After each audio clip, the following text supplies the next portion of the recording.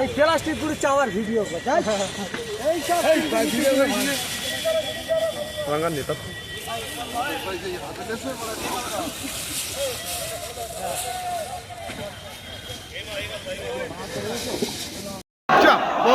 देखो देखो कौन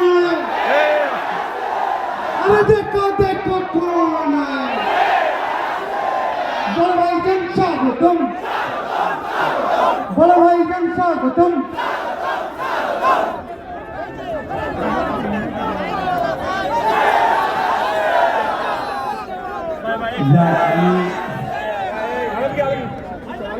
আমি আশপাশেই ছিলাম আমি পুরো প্রোগ্রামটাকে দেখেছি খেয়াল রেখেছি সবাই যদি মাঠে চলে আসে তাহলে বাইরে একটা দেখবে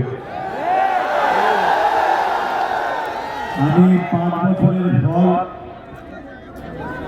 নওশাদ সিদ্দিকী এবং তার সহযোদ্ধা আপনারা সবাই আপনাদের চেষ্টায় বিধানসভা আসতে হয় তখন অনেকটা বাকি আছে কিন্তু আজকে এই শহীদ মিনারের ময়দানে আপনারা যেভাবে প্রোগ্রাম ধুলো উড়িয়ে দিয়েছেন সামনে 26-এ জিত আপনাদের অলরেডি হয়ে গেছে আপনাদের এতটুকুই বলবো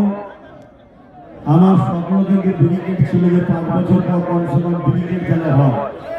কিন্তু এই স্বপ্ন এখনো ভেঙে দিইনি সেনাবাহিনী বন্ধুরা বলেছেন তিনাদের প্রোগ্রাম চলছে নিশ্চয়ই মাইক বাঁধা আছে দেখছেন 31শে মার্চ পর্যন্ত প্রোগ্রাম আছে 31শে মার্চের পরে আবার চেষ্টা করব কিন্তু মার্চের পরে প্রচন্ড রোদ হয় এই রোদকে অপেক্ষা করে যদি ব্রিগেড করি আপনারা সাড়া দেবেন তো আমার টার্গেট ব্রিগেড রেকর্ড হয়েছে 21-এ ওই ব্রিগেডের রেকর্ডকে আবার ভাঙবো আমরা সেই চেষ্টায় আজকে গতকাল থেকে বারবার আমাকে বলেছিল আমি বলেছিলাম আমি অবশ্যই কলকাতাতেই থাকবো আশপাশেই থাকবো পুরো প্রোগ্রাম থেকে নজরে রাখবো আমি দেখতে চাই যে নওশাদ সহ তার সহযোদ্ধারা 5 বছরে কি করলো তবে কি করেছে বাংলার প্রতিটা অলিতে গলিতে কান পাতলে বোঝা যায় এই বাংলায় বর্তমান বিরোধী যাবে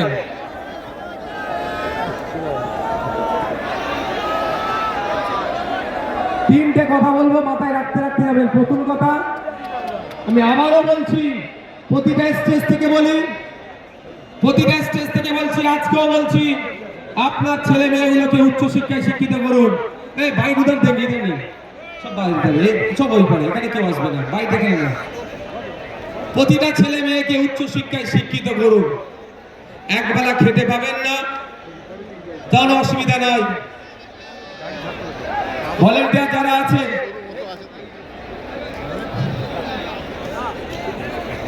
দ্বিতীয় কথা ভাই শুনো না এর মধ্যে কোনো ইন্টারভিউ দেবো না রাজনীতির জন্য মারামারি হানাহানিতে জড়াবেন না তৃতীয় কথা ল অ্যান্ড অর্ডার হাতে তুলে নেবেন না law and order situation create হোক এই কাজ করবেন না প্রশাসনকে আপনারা সহযোগিতা করবেন আর একটা কথা বলবো আপনারা কি শুনতে প্রস্তুত আছেন হাত তুলুন তো যারা শুনবেন একটা চ্যালেঞ্জ এখান থেকে দিয়ে রাখছি তৃণমূলের বন্ধুরা আইএসএফ এর সাথে রাজনৈতিকভাবে পেরে উঠতে পারছে না আইএসএফ এর বিশ্বজিৎ দা শামসুল আলী মল্লিক তাপস দা নাসিরউদ্দিন মীর সাহেব থেকে শুরু করে লক্ষ্মীকান্ত হাসদা থেকে শুরু করে কুতুব ভাই থেকে শুরু করে আর জামিত্রী ভাই থেকে শুরু করে সাবির দা থেকে শুরু করে যে নেতৃত্ব আছে এবং বুথ লেভেল পর্যন্ত যে নেতৃত্বরা আছে তাদের সাথে যুক্তি তর্কে পেরে উঠতে পারছে না তারা বলছে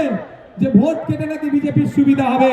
আজকের এই শহীদ মিনার ময়দান থেকে তৃণমূলের সুপ্রিমোকে চ্যালেঞ্জ দিচ্ছি, একটা এগ্রিমেন্ট হোক, যে এগ্রিমেন্টে পীরজাদা আব্বাস সিদ্দিকী আইএসএফ এর প্রতিষ্ঠাতা সই করবে আর তৃণমূলের প্রতিষ্ঠাতা সম্মানীয় মাননীয় মমতা ব্যানার্জি সই করবেন। সেখানে আব্বাস ভাইজান লিখবেন আইএসএফ যেখানে যেখানে প্রার্থী দেবে ভোট কেটে যদি বিজেপি আসে তার দায়ভার আইএসএফ নেবে, তৃণমূল যা শাস্তি দেবে মাথা পেতে মেনে নেবে। আর সেই এগ্রিমেন্ট পেপারে মমতা ব্যানার্জিকে লিখে সই করতে হবে তৃণমূল যেখানে যেখানে প্রার্থী দেবে ভোট কেটে যদি বিজেপি আসে তার দায়ভার তৃণমূলের উপরে বর্তাবে, আর আইএসএফ যা শাস্তি দেবে গণতান্ত্রিক প্রক্রিয়ায় তৃণমূলকে মেনে নিতে হবে। এই চ্যালেঞ্জটা আজকে শহীদ মিনার ময়দান থেকে দিয়ে রাখলাম, তাহলে বোঝা যাবে বিজেপিকে আটকানোর জন্য কে